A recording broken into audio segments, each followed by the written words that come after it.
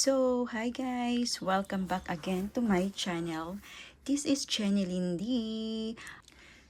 So, for today's video, pag-uusapan natin mapakita ko sa inyo ang combo set na binili ko na DJI Pocket 3.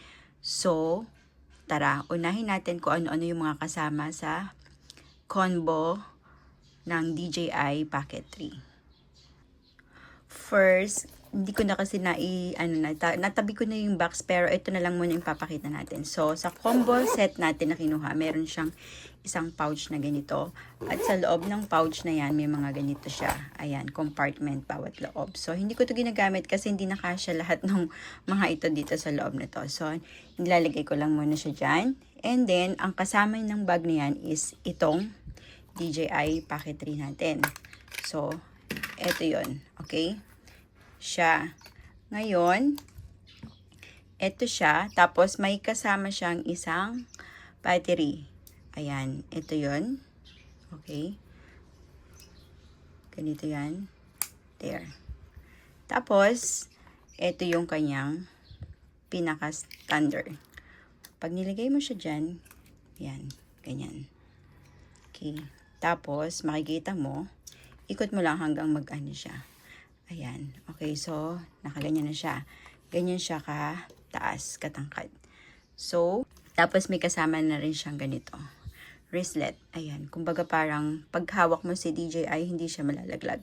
Ganyan mo lang siya. Ilalak mo lang siya sa kamay mo. Para pag nahulog mo siya, may double protection. Diba? Hindi siya mahuhulog agad-agad.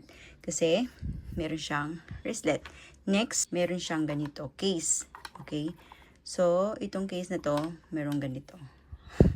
Actually, itong ang tawag dito, itong cover nito, binili ko siya separately.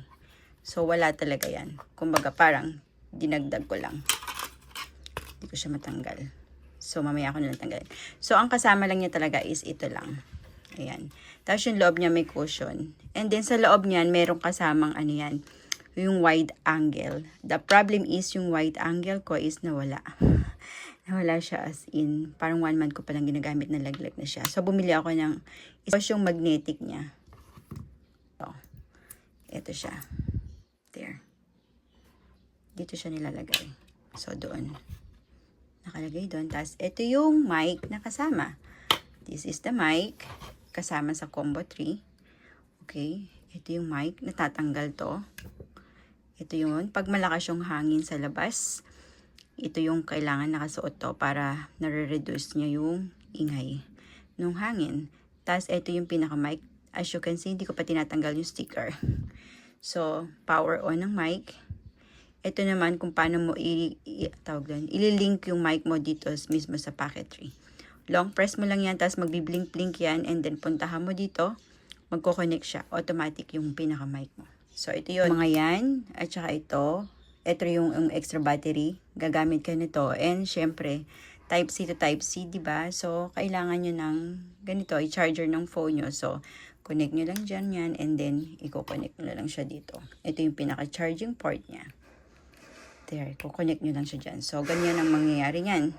So, kung gusto nyo pang ma-level up yung inyong gadget na DJI, ang ginagawa ko kapag gusto kong magkuha ng mag-isa, tapos ididikit ko lang siya sa isang bagay, kunwari sa mga bakal, ganun na pwedeng dumikit siya.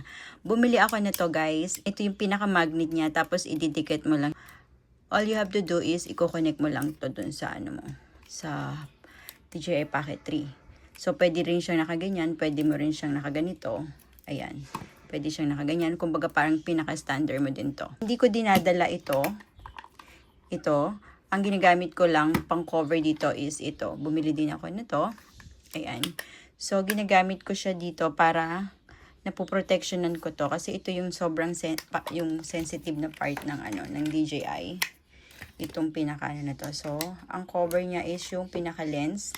Tapos itong, ayan. Kumbaga parang hindi siya gagalaw, bend-bend. So, ganun yung ginagawa ko. So, yan. And then, meron pa akong isang binili. Kasama nga ito sa combo. Kapag di mo ginagamit yung extra battery mo, so yun lang para medyo mahaba-haba yung hawakan mo. Pero kung gusto mo ng medyo maigsi, alisin mo siya. Ayan, ganyan na itsura niya. Ganyan siya kaliit. Pero ito siya. Pandagdag siya, height. Hindi ko rin tinatanggal yung sticker. Hindi ko pa siya tinatanggal. Ayan. So, bumili din ako nito. Para siyang goma. Rubber yung pinakaano niya. Para hindi siya, tawag doon, hindi siya madulas. So, didikit siya. So, ito may butas. So, kailangan nakakonect siya doon sa likod. Para ma-charge mo pa rin. So, ganito yan. There you go. Pag hindi ko ginagamit to, ito. Ito kasi yun, di ba? Yung original na kasama niya. Kapag hindi ko ito ginagamit, ito yung ginagamit ko, guys. This one. Kasi pasok siya dun. So, ayan. Pili na lang kayo kung ano yung mas prepare yung dalhin. Kung ano yung mas handy. Okay? Madalas film. Madalas maubusan. Bumili din ako ng extra battery. So, ito siya. Itong magazine na battery na to is nakakapag-charge siya ng isang buo, tapos may natitira pa. So, na-charge ko siya ng buo. Ito medyo mahaba to kaysa dun sa original. Tingnan nyo yung size ng original. Medyo mabigat talaga to. Ito, magaan lang. Ito kasi isang full charge lang tapos na. Ito medyo may sobra pa siya. So, yan. Ganito yung itsura niya kapag kinabit natin, guys. Para lang makita nyo. So, hanapin nyo yung connector ito. Maglalak yung kusa. There, nakalock na siya. Mas mahaba siya kumpara dito sa extended na ano. So, ginagamit ko din to pang stand. Ayan, ganyan siya kahaba. Nakikita nyo, nag-charge siya dahil 100% pa yung ating battery. Kaka-charge ko lang yan. At kung tatanggalin nyo lang naman, press tong gilid para ma-remove nyo siya. There. Pag pinrest mo siya, o-open yun. Ito kasi, ipe-press mo lang to. Nakita nyo. Pagka nag-click to, ayan. Pag tinanggal mo siya, press mo lang to. Tanggal na. Ito naman, pagka kinabit mo siya, ayan, di ba? So, pag titanggalin mo siya, press mo siya sabay, magkabilang gilid, tapos matatanggal na siya. So, yun yung pagkakaiba ng original tsaka yung sa binili ko. Tapos, hindi pa ganito pa. Ito. Ito namang DJI na to. Ayan, kung nakikita nyo, pwede nyo itong i-connect sa cellphone nyo. Ang tawag dito, transmitter. Okay, transmitter. And meron siyang kasamang mic. So, bumili din ako ng mic. Ayan, may magnet din siya sa likod. So, kapag nag-film ako, gamit ko yung cellphone ko, ito yung ginagamit ko. Para loud and clear pa rin yung boses ko at hindi masyadong naririnig yung nasa paligid natin na ingay. Ito yung charging nung nitong mic. Dito mo siya i-charge. Ito. Ayan. Siyempre, Type-C yung dulo niyan. So, kailangan nyo pa rin ng ganito. Okay, para ma-charge nyo to. Ito yung mic na extra ko. Pwede ko rin siyang igamitin dito, yung mic na to. Kasi, tinesting ko siya, nagko-connect siya. So, I have an extra mic. Kasi, isa lang naman talaga yung kasama ng DJI Pocket 3 na sa combo na mic. So, meron akong isang extra. Binili ko to. Ngayon, kung gusto nyong malaman, ilalagay ko na lang sa comment section. Magkaiba ng presyo ito at saka ito. So, binili ko siya separately. Akala ko kasi nung una, gagana yung mic ko na to. Dito, hindi pala siya gagana. Magkaiba pala siya. Kailangan magkasukat yung transmitter mo at saka yung mic. So, ayan. Meron pa akong isang binili. Okay, dahil try and trial ako. Nakabili pa ako ng isang mic. Mic mini. Mini to. Okay. So, ito yung pinaka-charger niya. Dito mo siya i-charge. Meron siyang ganyan sa likod. Ayan. Tapos, gagamitan mo lang siya ng Type-C. Ganitong cord. Tapos, i-charge mo gamit uli yung ito. Ng charger ng cellphone mo. So, itong mic na to, mic mini, pwede rin siya dito. So, ayan. Okay. Mic, another mic. Ito. So, bali naging tatlo yung mic ko para pag nalobat yung isa, meron akong backup. Yun. Yun ang mga advantage nun. And then, may mga kasama yan, ganito. Naging 4 yan kasi para dun sa may white, ito dun mo sa isa. Sa dito. Then, syempre, ito.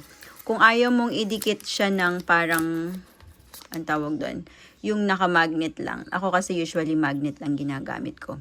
May kasama din to kasing ganito. Alisin natin tong magnet. So, ayan, didikit siya automatic kasi magnetic to. So, ayan, dikit natin. Ayan, maglalak naman siya kasi meron siyang ano dun sa gilid. Ngayon, kung ayaw mo siya ng pangdikit, clip lang. Ito, di-clip siya. Ayan, parang itong mic ko na to, ano din siya, may clip. Ayan o. Okay, ganun yung likod niya. May clip. Ay, kalabaw.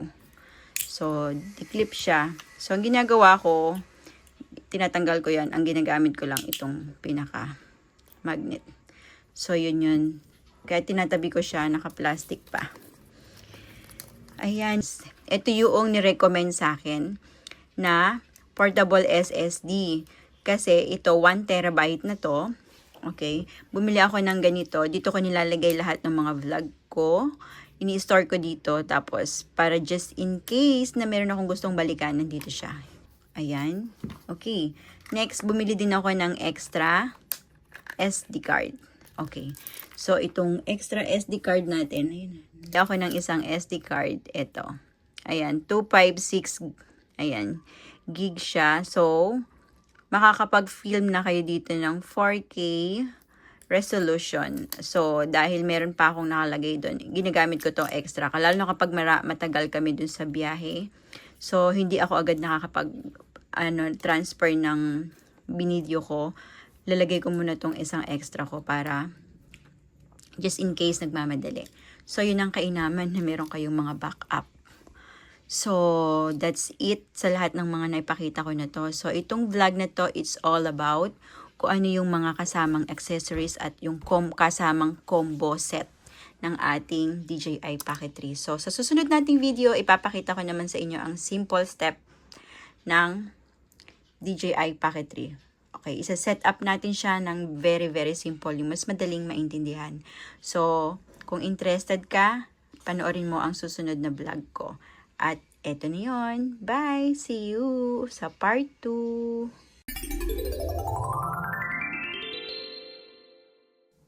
So tara, pag-usapan na natin ngayon kung paano natin isa-set up ng very easy ating pag-set. Ay, wait. So, ito yung pinaka power on. Okay, pwede mo siyang gawin pag binukas mo siyang ganyan, in-slide mo yung screen, automatic magbubukas na siya. Pero, pwede mo din siyang ganito. Okay. Off natin. Pwede mo siyang pindutin. Ito lang. Ito yung pinaka-power on. Ayan. Bubukas pa rin siya. Okay. So, pag gusto mong patayin, mamamatay siya kusa. There. Ngayon, isang way para mag-on siya, slide mo to. Okay. Marami siyang option. Yung pinaka-power on.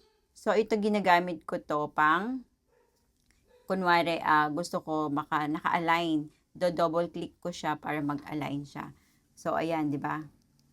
There you go. So, naka-ano na siya, diretso. Ito, pag pinindot mo to, haharap sa'yo yung pinaka-camera. Pag-film ko naman, ito yung pipindutin po para mag-start ka. Try ko ha, para makita nyo. So, as you can see, start na siya ng filming. May number na kayo nakikita dun sa taas. Ibig sabihin, recording na siya. And then, stop nyo lang, isang press lang. Kasi pag din-double click niyo siya, magdi-delete yung kinuha nyong film. Na madalas nangyayari sa akin. So, next, puntahan natin itong gilid. Pag nag-slide kayo dito sa gawing kanan nyo, slide nyo papunta dito sa kaliwa, ito yung inyong makikita. Okay. So, ayan. Pro. Okay. So, pindutin nyo yung Pro para lumabas lahat ng mga inyong isa-setup. So, dito tayo sa exposure. Usually, karamihan ang setup niyan is exposure lang. Kung gusto niyo naman ng manual, pindutin niyo lang itong M. And, i-control niyo lang kung ano yung gusto niyo. Pero ako, nilalagay ko lang siya sa auto. Okay? Next, ito namang white balance. WB is the white balance. Okay? Pindutin niyo yan. So, ang ginagawa dito, pwede kayong magganito. Auto white balance. So, ayan. Naka-auto. Okay? So, pag nilagay nyo sa auto, ibig sabihin, kapag nasa liwanag kayo, mag-a-adjust ko sa inyong screen. So, meron pa tayo dito. Nakikita nyo yung glamour effects. Meron na siyang filter. I-on nyo lang to. Meron dyang option na on, merong option na off sa color. Okay? Yung color, meron niyang mga option.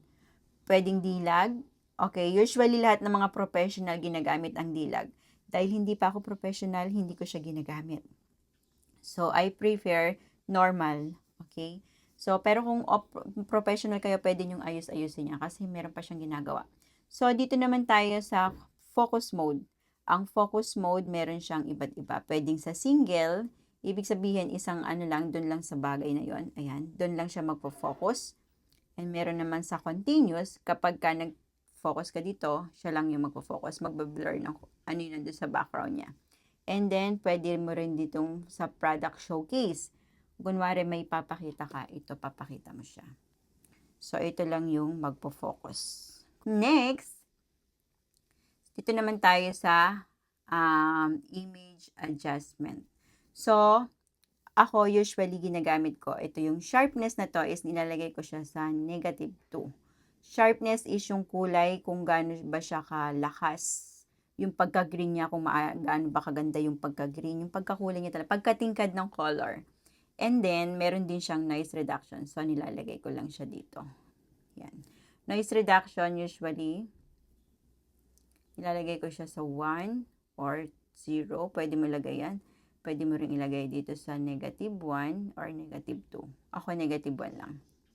So, yan ang mga, dito sa compensation is, naka-ano lang talaga yan, dapat naka-on. Okay, so next tayo sa my mic naman. Okay, ang mic natin, ayan. Ako, I prepare stereo para maganda yung pagkakuha ng voice. Kasi pagka mono, parang medyo kulob, yung parang ganun, di ano siya. And then, sa directional naman ng ating audio. Okay. Para sa mga inyong kaalaman, itong mga audio natin, meron siyang 4 na direction. At ituturo ko sa inyo kung ano yung 4 na yun. Kapag nakalagay na all, pwede ditong manggaling yung sound na ina-adapt ni Pocket 3. At meron din dito sa isang side na to. Okay. Tapos, meron din dito. Ayan. At meron din siya dito. Ayun, sa likod. Kaya siya 4 na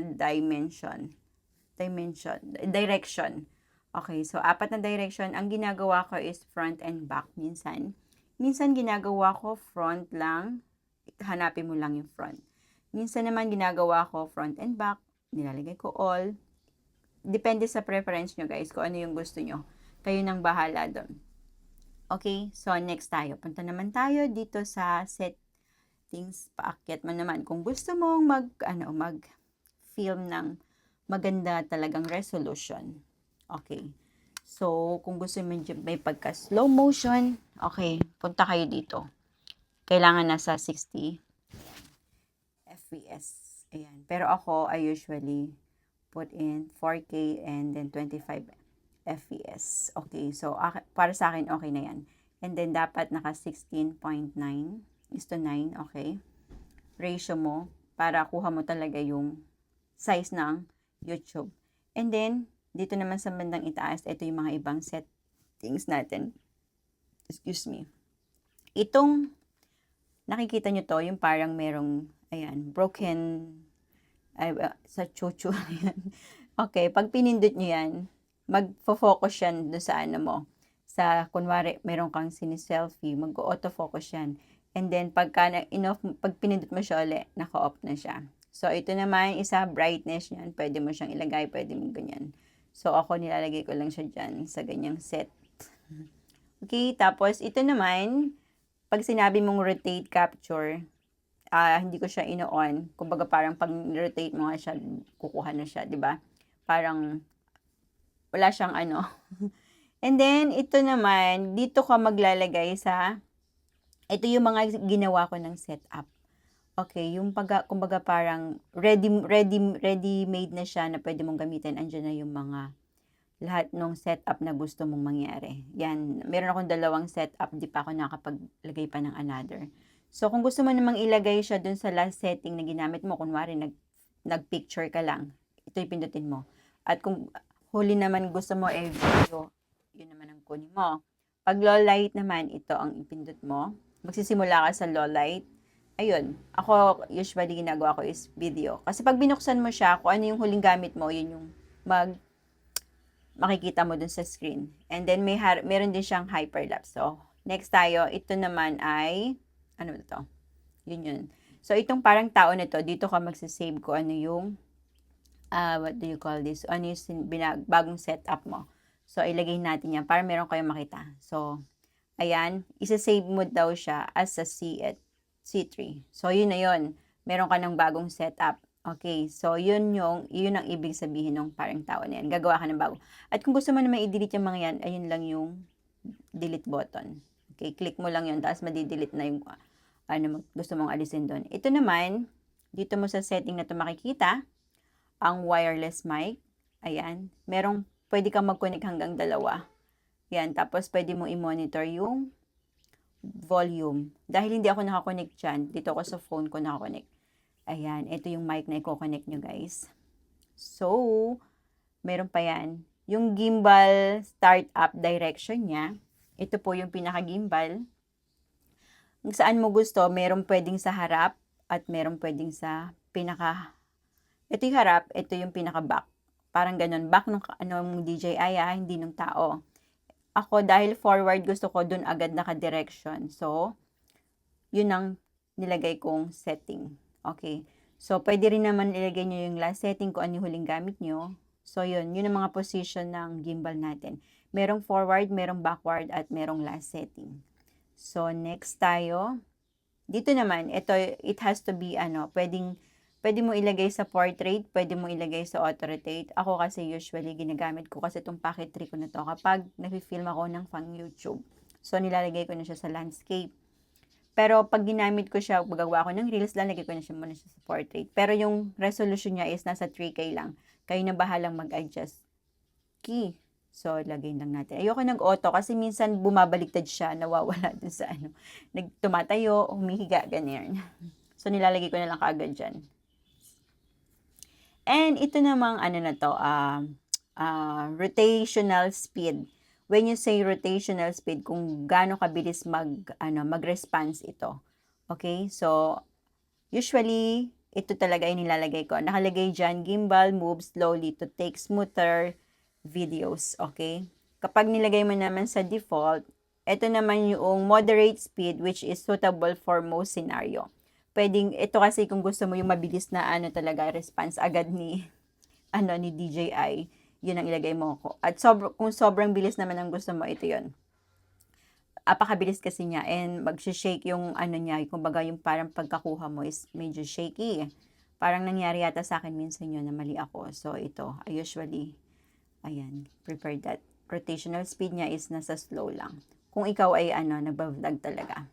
And this and last setting na to is yung ating gimbal modes, okay? Meron siyang 4 na category. So, dito tayo sa follow. Ang follow mode is suitable for most scenarios, including vlogs or selfie videos. So, ito yon. Itong pinaka na to. What do you call this? Gimbal modes. So, usually, yan yung aking nilalagay. Kasi nga, madalas ako sa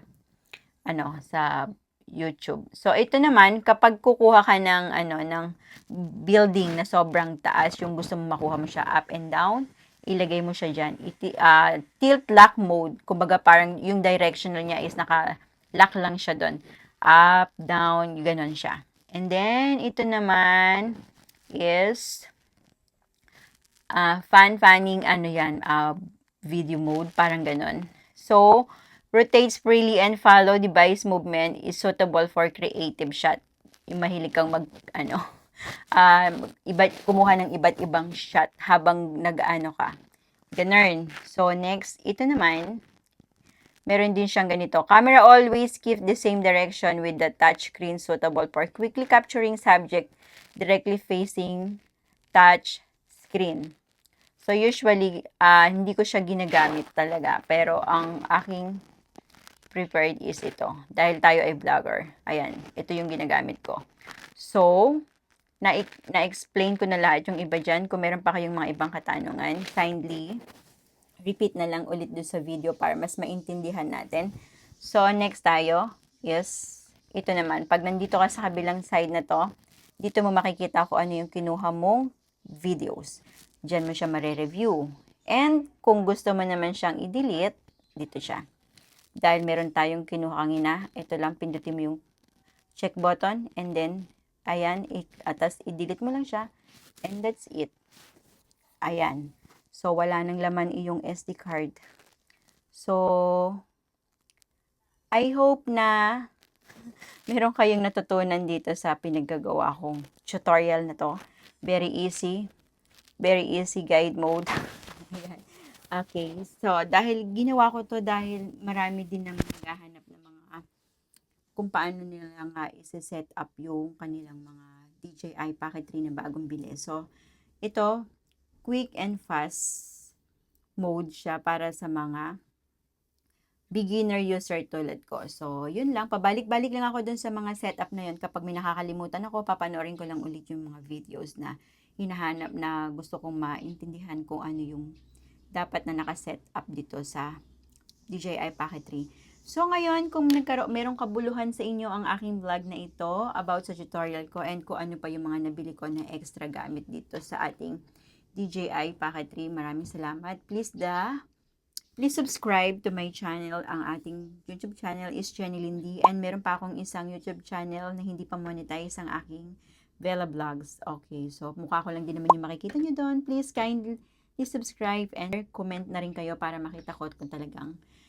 napanood nyo itong video na to. At kung interested kayo at kung meron kayong mga gusto pang malaman, kindly comment down below. And yun lang. And see you sa susunod nating mga vlog. Meron tayong upcoming vlog, guys. Panoorin nyo. Pupunta kami ng Shanghai. Thank you so much. Bye!